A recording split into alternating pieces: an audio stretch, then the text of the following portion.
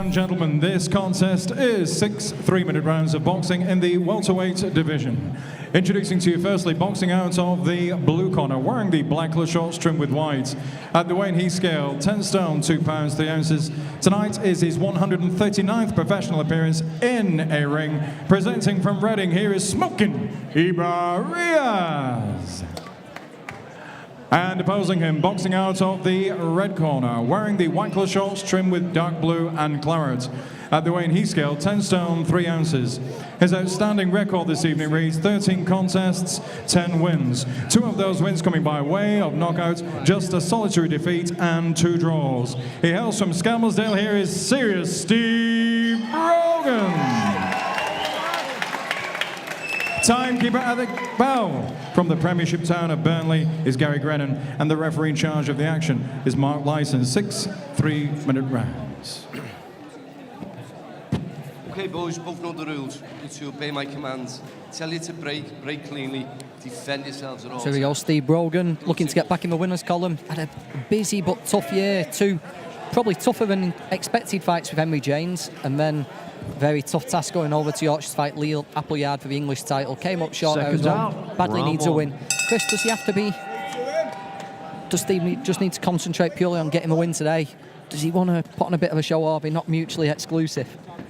I think the fight's been designed to probably get Steve a much needed win. Like I said, the 2 results against James, you sometimes get fights like that where the styles are just pretty much, you can't really separate them. Against Appleyard, he was doing okay. Appleyard's a very good fighter though. So I don't know if that was just maybe a step up too soon, but he was doing okay in that fight. He really was, and he got caught and he was on the ropes, and I remember his head was rocking back. So, like I said, he probably did get spared some punishment there by the referee that night, but he's an exciting fighter, Steve. I said, he's someone who I've covered for a very long time, going back to his amateur days. He had some good fights against Robbie Davis, who's now actually a stablemate. So he'll probably get the rubber spar on Robbie, who's an excellent fighter in the gym. So I think tonight he just needs to just maybe not take as many risks as what he usually does, concentrate on getting on the win, and then just see what's next. Started off fast, hasn't he, though? You know, put a few right hands on Ibrar. It's the way he fights. Like I said, he's got a very good engine. He doesn't really warm into fights. He doesn't feel his opponent out. Like I said, he'll fight 100 miles an hour from the outset, and he's always been like that. He hasn't really changed much from his amateur days. He's one of them amateurs who could just go flat out for the full 4-2s or 3-3s, and he's brought that to the professional game. I think that might have counted against him in the James fights, especially. I think he's crowded in his work. He was playing into James's hands, really.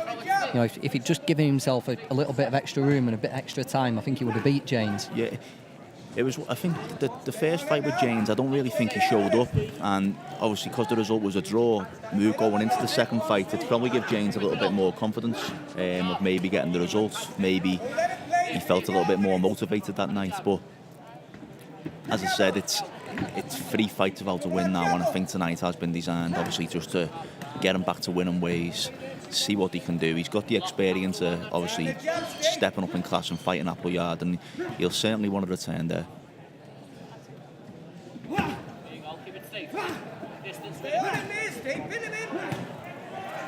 Holding up that right hand there, Brogan.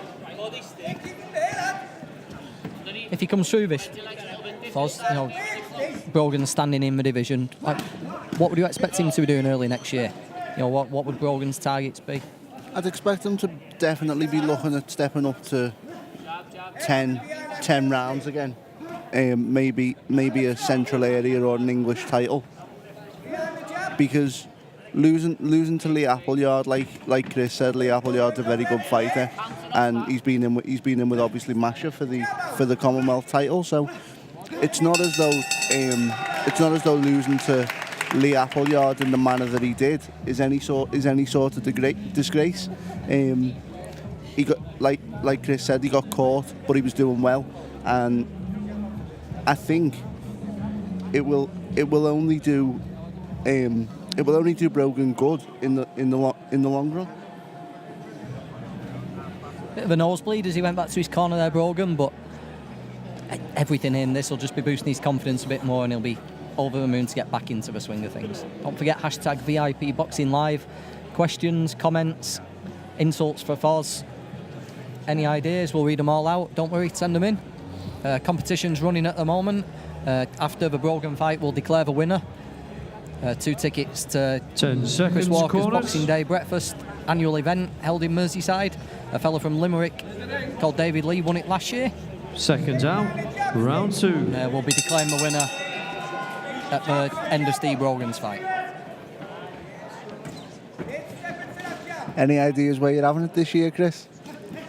The venue's still undecided. It's there's a bidding process at the moment. It's similar to the Olympic Games and WrestleMania, and a few venues have thrown the names into the hat so far. So the bidding process is currently underway. We're seeing where's suitable, and hopefully we should have a decision in the next couple of weeks. You attending this year, Foz? I'd like to. Is he invited, Chris? I don't know. This, in regards to the last meal I took him to, I'm not really sure we can whether they'll have enough kitchen staff on that day. I heard he stole 10 pieces of chicken from you. Yeah, he wanted 15, but because it was close to closing time, they only had 10 pieces left, and he had to make do with 10. He wasn't happy.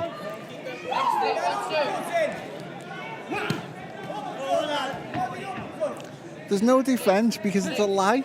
It's pointless trying to defend it because it's wrong. I'm most stunned about somebody offers to buy you something at the end of the night and you go for 15 pieces of chicken. No, listen, right? Rather than just something cheap and simple. Chris, that's what his cousin Nick done. Chris bought. Nick Peter, friend of mine. He just got a standard cheese and tomato pizza, 10-inch. Chris bought dinner for me. Chris bought dinner after the Echo Arena show back in September. There were 2, so it was the latter of the 2. And I went with 4 pieces of chicken and fries. 4. It wasn't 4. It was 4. It wasn't 4. It wasn't 10. It was 4.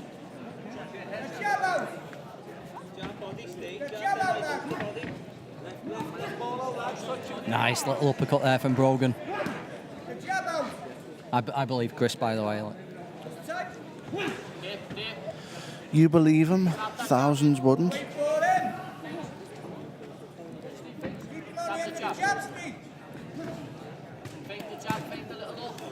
He's having a go here, Ibrar, Riyaz. Yeah, is it something that I've not seen from him? In a while, he very rarely does have a go. Yeah, I know Brogan's way on top. He's picking away, he's landing plenty, but Ibrar's still coming back with the odd shot. Nice right up there from Brogan. He's moving back ever slightly so much this round, Brogan, though. I think he's picking his shots, having a little go, and then stepping back and then coming back in again.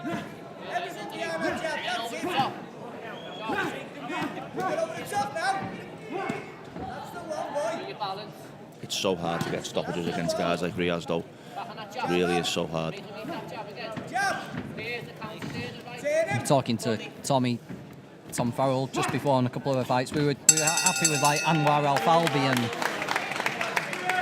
Adam Jones, because they came, they threw shots, they open up, and it gives the favoured guy a chance to show exactly what he can do as well. It's far better. Ibrar, he's actually opening up a bit more than he usually does tonight, but it's still a frustrating 4 rounds, isn't it, for someone like Brogan? Yeah, it's like they've just got a radar. They can detect what they're up against in the first 30-40 seconds of a fight. If they suspect a weakness, they might have a go and make them work hard, but if they're up against someone really special and they don't fancy it all, they know they can obviously just switch off and just get the defence tight and see the 4 rounds or 6 rounds out.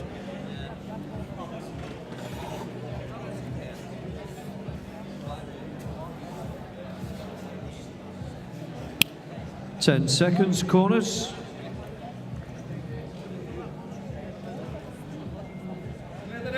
Seconds out, round 3. Round 3 about to begin. Keep on the end of it, don't step in too close. Make the jab. Still to come tonight, we've got Colin Day. I've been impressed by Colin every time I've seen him this year. He's fighting Chris Hadaway. Chris is one of the more, as we were just talking about, opponents who don't open up. Chris Hadaway definitely does open up.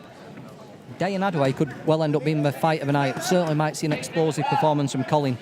Mark Jeffers is explosive every single time he fights. One of the more exciting guys I've seen burst onto the scene this year. Christian Oskin Gomez will have his hands full for every single minute of that 6th rounder. And then we've got Ryan Mulcahy taking on Edvinas Poplauskas, top of the bill.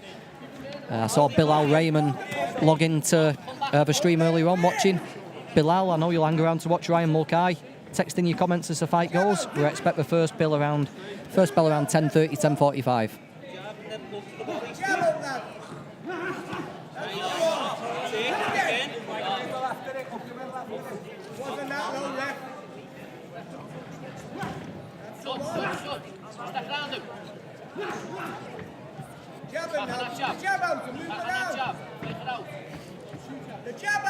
Foz, just read out a few of the comments coming through on my Facebook feed, Foz.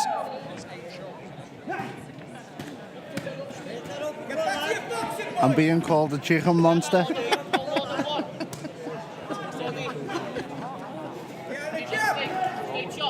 Ah, well.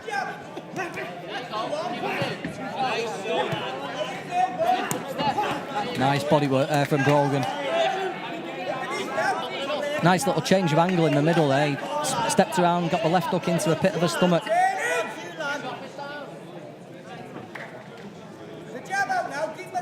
It really has got to be a serious body shot over 4 rounds. As I said, you see a lot of fighters throw them over the 10 round and 12 round distance, hoping that it'll slow them down later in the fight, but over 4 rounds, any body shots that are thrown really have to do hit them off. Riyaz having another go here as well.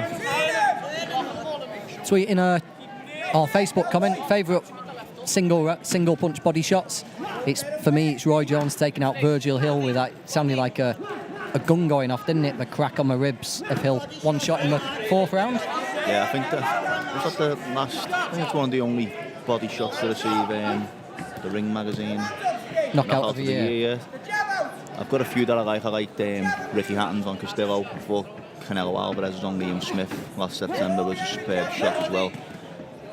George Groves against Jamie Cox recently. Yeah, it's a nice shot recently. And Golovkin Macklin broke 3 ribs fantastic apparently shot, with one yeah. shot. It's a real skill, isn't there? It's just getting it in the right place at the right time. The best guys wait for breathing in and out, don't they, to put it into the solar plexus, or, like as you say, it's got to be some shot to get someone out. Mike Tyson was an underrated body puncher as well. As I said, you very rarely see stoppages of heavyweight when it goes to the body, but Mike Tyson sort of made an art of it. Obviously with his small frame, he was able to attack the body a lot easier than other heavyweights, but he was just ferocious when he attacked the body. The last guy I saw on this sort of level was when Paul Butler was on his way up, and Paul Butler went through that spell of destroying people who are left up to her body. He done the one on John Donnelly at the Liverpool Olympia, split him in half. It was a 1st round stoppage. That was for the British title, wasn't it? 69 seconds. Yeah, it was the same night when 10 seconds, corners. McKenzie got the stoppage over Enzo Macronelli as well, wasn't it? It's just seconds out, as round Butler's 4. stoppage. In fact, the stoppage got ridiculed afterwards, but Here we go, 4th of 6. Steve Brogan against Ibrar Riyaz. Everything Brogan's way so far.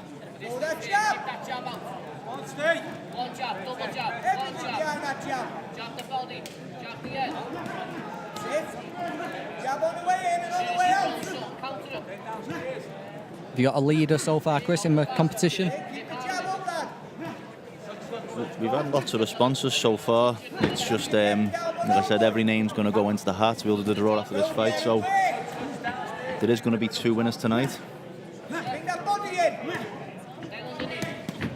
Don't let him work on yet. Keep the jab going. And again. Don't let him get close. Brogan's found that target a lot more now. Yeah, body and head. He's just stepped off a little bit, like you said, Chris, and just giving himself an extra bit of room. Oh, he's hurt. He's hurt, momentarily hurt there. Yeah. Let him work, you boy. It looked like it was difficult to see, but it did look like his balance went for a second there from that right hand. I don't think Riyaz has gone for it afterwards. Let him work, you boy. he's similar, just a similar output to what he's shown in the fight so far. But it definitely did just take a momentary lapse. I don't know if it was just a balance issue, but the shot definitely landed at the top of the head, and there was definitely a reaction from Brogan.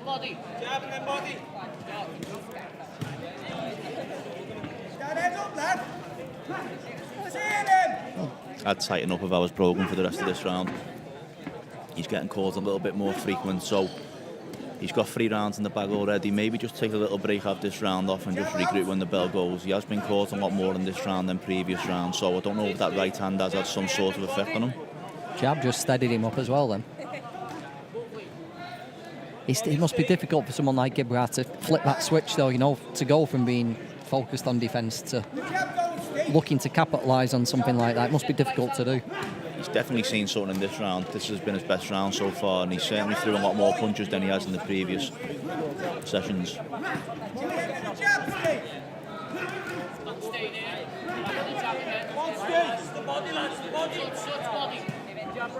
Brogan was hurt. He looks like he's recovered now, but yeah, I'd like to have seen a replay of that. It did look like he, for just a split second, wasn't it? Just hurt, and his legs did seem to betray him a little bit. It does look to be back fully functioning now. You don't know it's going to give a sense of purpose to Riyaz neither. I said he's probably just come into this fight maybe looking to survive, and after being down in the first few sessions, he's probably just hoping just to see it out. But it was a good right hand that he threw, and you just don't know whether that's going to give him a little bit of confidence moving forward. But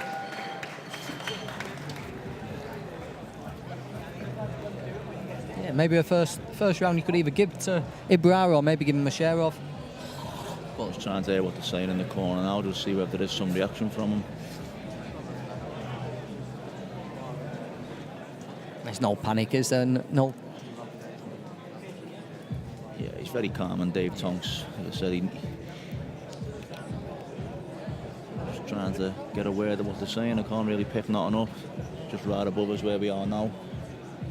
John Smith's going to work. I don't know whether it's just a slight laceration. Are you happy with your flattering camera angle, Chris? Yeah. Got me good side. 10 seconds, corners. Settle it for me, Chris. Is it I say it's a bald spot. Is it a bald Seconds out. spot, or is it part of the 5. scar? No, it's just the way the light's shining on it. That's all it is.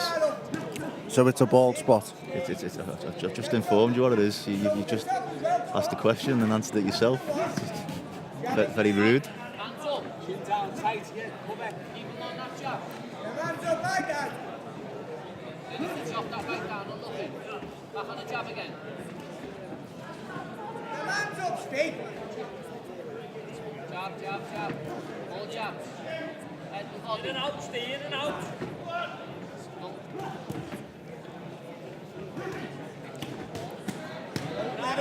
6,000 viewers tonight.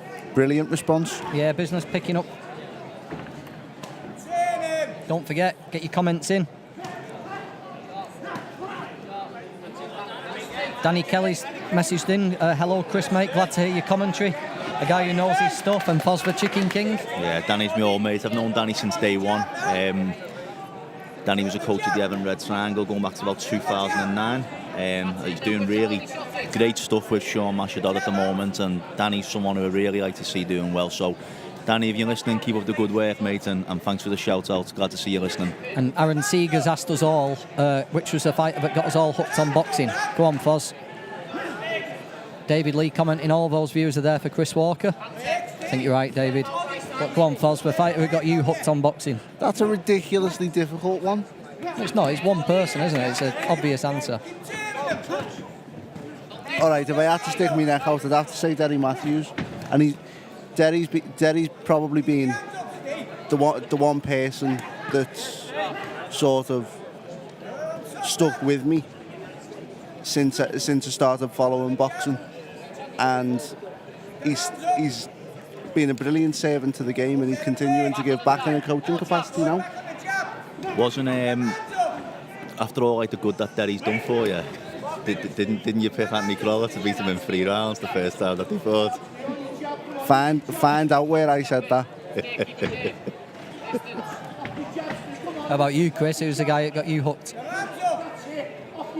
The first fight I can remember, I was very young. It was the first Tyson Bruno fight. It was the excitement of my father that obviously made me take an interest in boxing. But I think that early mid-90s phase, heavyweight division was fantastic. Lennox Lewis, Hoverfield, Bowe. You can take any one of them fights, but I think the first fight that I really was mesmerised, I'd probably say the Nazim Ahmed Steve Robinson fight. It was probably Ahmed's coming out party, going to a hostile territory in Wales and doing a good job on Robinson. And even though Naz was a big favourite to fight, Robinson was a very, very good fighter, underrated fighter, and Naz just come of age that night and went on to have a superb career that obviously I was able to watch alongside. Yeah, there was Naz. For me, there was Naseem, but I always remember when we first got, I used to pester my dad to buy Sky, and we finally got it, and it just so happened it was a Christmas holidays, and they were showing a rerun of Gatti against Wilson Rodriguez, and I just couldn't take my eyes off it. But that like reawakened my interest in boxing. The fight that really got me hooked was Riddick Bowe. You know, Riddick, when I was growing up, when you become a 13, 14, 15, 16, Riddick Bowe was a heavyweight champion. Riddick Bowe was a guy who was infamous. I well remember watching him fight Herbie Hyde on Grandstand on a Saturday afternoon. And Riddick Bowe was the guy that got me hooked, I think. It's interesting now, look back on Bowe these days.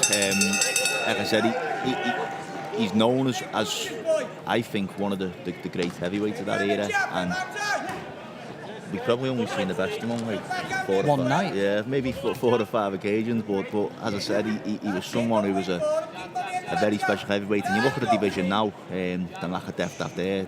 For someone like Bowe just to turn up today and fight the likes of Joshua and fight the likes of Wilder, it'd be a welcome addition.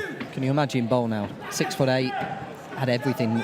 Perfect jab, good fight inside. Yeah. When he, for the first Holyfield fight, he was fit, determined, good chin. The pace he set as well for a big guy. The pace he set, and like I said, you look at that trilogy with Holyfield. The punch output in that fight, middleweight to be proud of that today.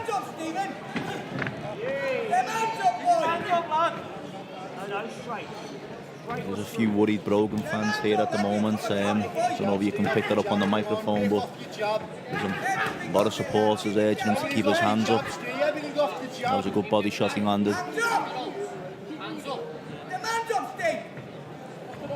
Body, Steve. Body.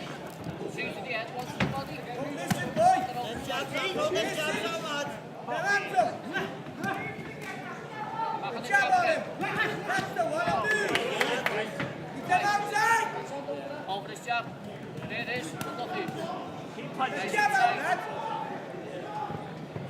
Keep away from this corner. Keep dancing over it. That's the one.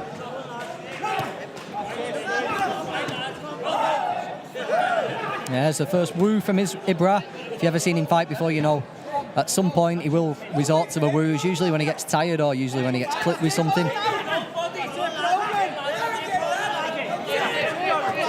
What a tough guy, though. You know, I say it every time you sit ringside and watch these guys go through the business. People like Ibrar, Riyaz, Christian Light, Anwar Al-Fadli.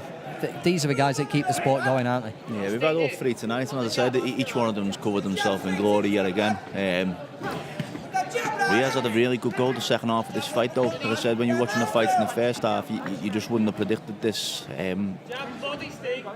don't know if that shot he landed a couple of rounds earlier has really given him a motivation, but he has had a good goal in the second half of this fight, and he is making Brogan work now. Brogan's getting closer a lot more than what he was earlier on. He's still very much ahead, and he's still very much winning this fight.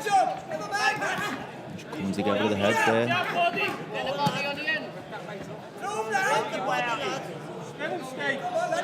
Always gives us a wink on commentary, Ibrar. Probably seen more than his wife, I think.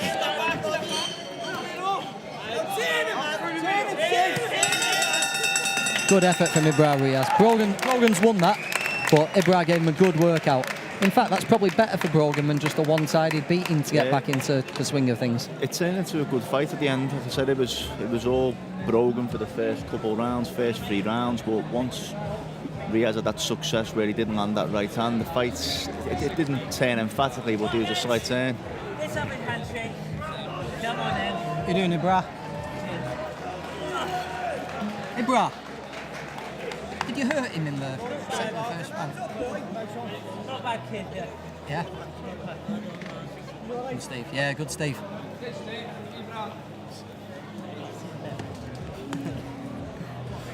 Ladies got and a gentlemen, brief after assessment 6 of rounds of Brogan there. welterweight action, referee Mark Lyson on this occasion has scored the contest 60 points to 55 points for your winner. Hailing from Scarsdale, Sirius, Steve Brogan. They all 60-55. They must have given Closing in on a must have given Ibrar a share of a round when we thought he hurt Brogan. Riyaz, ladies and gentlemen. But otherwise, Ratings apart from finest. that, everything in Brogan's favour. Back in my winners column.